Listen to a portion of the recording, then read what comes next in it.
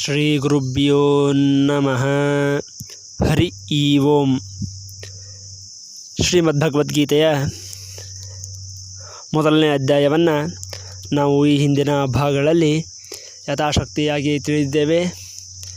ಈಗ ಮುಂದಿನ ಅಧ್ಯಾಯವನ್ನು ತಿಳಿಯುತ್ತಾ ಹೋಗೋಣ. ಅಧ್ಯಾಯ 2 ಸಾಂಖ್ಯಯೋಗ. ಸಂಜಯ ಉವಾಚ. ಶ್ಲೋಕ 1. ತಂ ತಥಾ ಕೃಪಯಾವಿಷ್ಟಮಶ್ರುಪೂರ್ಣಕುಲೇಕ್ಷಣಂ ವಿಶದಂತಮಿದಂ ವಾಕ್ಯಮುವಾಚ ಮಧುಸೂದನಃ. ಇಲ್ಲಿ ಸಂಜಯ್ ಹೇಳ್ತಾ ಇದ್ದಾನೆ, ಈ ಕರುಣೆಯಿಂದ ವ್ಯಾಪ್ತವಾದ ಕಂಬನಿ ತುಂಬಿ ವ್ಯಾಕುಲ ಕಣ್ಣುಗಳುಳ್ಳನಾದ ಶೋಕಿಸುತ್ತಿರುವ ಅರ್ಜುನಲ್ಲಿ ಭಗವಾನ್ ಮಧುಸೂದನನು ಹೀಗೆ ಹೇಳಿದನು. ಅಂದರೆ ಇಲ್ಲಿ ಸಂಜಯನು ಧೃತರಾಷ್ಟ್ರನಿಗೆ ಹೇಳ್ತಾ ಇದ್ದಾನೆ. ಏನೆಂದರೆ, ಅರ್ಜುನ ಶೋಕಿಸುತ್ತಾ ತಮ್ಮ ರಥದ ಹಿಂದೆ ಹೋಗಿ ಕುಳಿತು ಬಿಟ್ಟಿದ್ದ. ಅದನ್ನು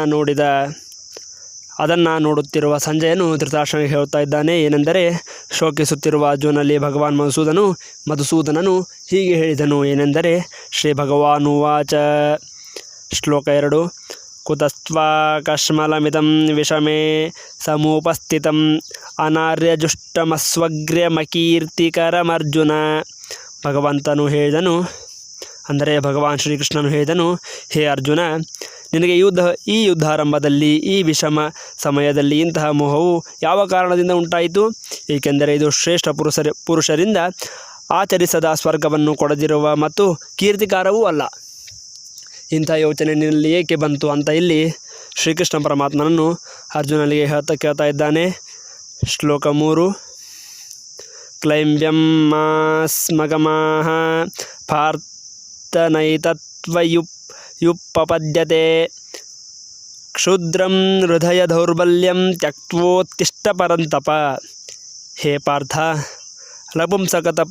ನಪುಂಸಕತ್ವವನ್ನು ಹೊಂದಬೇಡ, ನಿನಗೆ ಇದು ಉಚಿತವಲ್ಲ. ಹೇ ಪರಂತಪ, ಹೃದಯದ ತುಚ್ಛವಾದ ಈ ದೌರ್ಬಲ್ಯವನ್ನು ತ್ಯಜಿಸಿ ಯುದ್ಧಕ್ಕಾಗಿ ಎದ್ದು ನಿಲ್ಲು. ನಿನ್ನಲ್ಲಿರುವ ಈ ದೌರ್ಬಲ್ಯವನ್ನು ಹೋಗಲಾಡಿಸಿ ಯುದ್ಧಕ್ಕಾಗಿ ಎದ್ದು ನಿಲ್ಲು. ನಿನ್ನ ಎದುರಾಳಿಗಳನ್ನು ಕೊಲ್ಲಲು ಸಿದ್ಧನಾಗುವಂತ ಇಲ್ಲಿ ಶ್ರೀಕೃಷ್ಣ ಪರಮಾತ್ಮನನ್ನು ಹೇಳ್ತಾ ಇದ್ದಾನೆ. ಅದಕ್ಕೆ ಅರ್ಜುನ ಉತ್ತರಿಸ್ತಾ ಇದ್ದಾನೆ. ಶ್ಲೋಕ 4. ಅರ್ಜುನ ಉವಾಚ. ಕಥಂ ಭೀಷ್ಮಮಹಂ ಸಂಖ್ಯೆ ದ್ರೋಣಂ ಚ ಮಧುಸೂದನ ಇಷುಭಿಃ ಪ್ರತಿಯೋತ್ಸ್ಯಾಮಿ ಪೂಜಾರ್ಹವರಿಸೂದನ.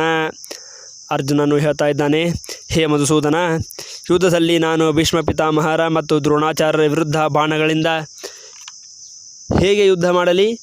ಏಕೆಂದರೆ ಹೇ ಹರಿಸೂದನನೇ, ಅವರಿಬ್ಬರು ಪೂಜನೀಯರಾಗಿದ್ದಾರೆ. ಅವರಿಬ್ಬರು ನಮ್ಮ ಗುರುಗಳು ಆಗಿದ್ದಾರೆ ಹಾಗೂ ಅವರಿಬ್ಬರು ನಮ್ಮಿಂದ ಪೂಜನೀಯರಾಗಿದ್ದಾರೆ. ಅವರು ನಮಗಿನ್ನ ದೊಡ್ಡವರು. ಅವರಿಂದ ನಾವು ಪಾಠವನ್ನು ಕಲಿತವರು. ಅವರ ವಿರುದ್ಧ ನಾನು ಹೇಗೆ ಯುದ್ಧ ಮಾಡಲಿ ಅಂತ ಇಲ್ಲಿ ಅರ್ಜುನ ಕೇಳ್ತಾ ಇದ್ದಾನೆ. ಶ್ಲೋಕ 5. ಗುರುನ ಹತ್ವಾ ಹಿ ಮಹಾನುಭಾವಾನ್ ಶ್ರೇಯೋ ಭೋಕ್ತುಂ ಭೈಕ್ಷಮಪೀಹ ಲೋಕೆ ಹತ್ವಾರ್ಥಕಾಮಾಂಸ್ತು ಗುರುನಿಹೈವ ಭುಂಜೀಯ ಭೋಗಾನ್ ರುಧಿರ ಪ್ರತಿಜ್ಞಾನ್. ಅದಕ್ಕಾಗಿ ಈ ಮಹಾನುಭಾವರಾದ ಗುರುಜನರನ್ನು ಕೊಲ್ಲದೆ ನಾನು ಈ ಲೋಭದಲ್ಲಿ ಭಿಕ್ಷೆ ಬೇಡಿ ತಿನ್ನುವುದು ಶ್ರೇಯಸ್ಕರವೆಂದು ಭಾವಿಸುತ್ತೇನೆ. ಏಕೆಂದರೆ ಗುರುಜನರನ್ನು ಕೊಲ್ಲುವುದರಿಂದ ಈ ಲೋಕದಲ್ಲಿ ರಕ್ತದಿಂದ ತೊಯ್ದಿರುವ ಅರ್ಥ ಮತ್ತು ಕಾಮರೂಪಿ ಭೋಗಗಳನ್ನೇ ಭೋಗಿಸುವುದಲ್ಲ ಅಂತ ಇಲ್ಲಿ ಅರ್ಜುನ ಹೇಳ್ತಾ ಇದ್ದಾನೆ. ಮುಂದಿನ ಶ್ಲೋಕಗಳನ್ನು ಮುಂದಿನ ಭಾಗಗಳಲ್ಲಿ ಯಥಾಶಕ್ತಿಯಾಗಿ ತಿಳಿಯುತ್ತಾ ಹೋಗೋಣ. ನಾವು ಈಗಾಗಲೇ ಮೊದಲನೇ ಅಧ್ಯಾಯವನ್ನು ಮುಗಿಸಿದ್ದೇವೆ. 2ನೇ ಅಧ್ಯಾಯದ ಮೊದಲನೇ ಭಾಗ ಇದಾಗಿದೆ. ಮುಂದಿನ ಶ್ಲೋಕಗಳನ್ನು ಮುಂದಿನ ಭಾಗಗಳಲ್ಲಿ ಯಥಾಶಕ್ತಿಯಾಗಿ ತಿಳಿಯುತ್ತಾ ಹೋಗೋಣ. ಶ್ರೀಕೃಷ್ಣಾರ್ಪಣಮಸ್ತು.